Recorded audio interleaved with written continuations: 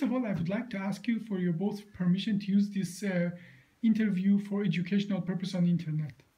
Yep. Excellent. Now, tell me about your accident. You had an accident. When was it? And tell me a little about that. It was a motorcycle accident, July 28th of 2015.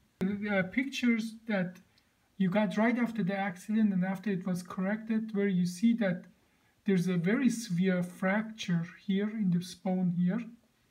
And this is, we counted before, this is 4, 5 in the T6, thoracic 6, and somewhat 7.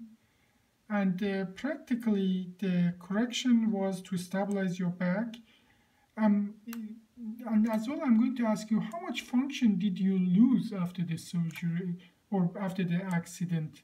I lost pretty much from T6 down. Every function.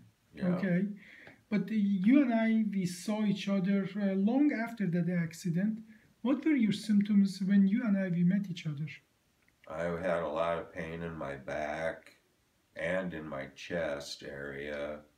And how bad was the pain, 1 to 10? The pain was like 7, 8. 7, 8, okay. Were there any other symptoms? Well, it's hard to remember them. Yeah. Because they're gone. Yes, excellent. No, but you know, I think... But I breathe better now. Yeah. And I can get a deeper breath. The surgery just was 5 months ago, correct? Right. And I'm going to move on to the pictures now. What we did, we extended the surgery actually way below where you had the previous surgery. As you see here in the surgery that was done, the surgery was stopped at, this is 4, 5, 6, 7. Here we went all the way down from actually 8 and 9. We put bigger screws as well. We put what we call bicortical screws, screws that grab on the other side of the bone. And as well, you see that the angulation here is much more natural than the jackknifing that you see here in that location.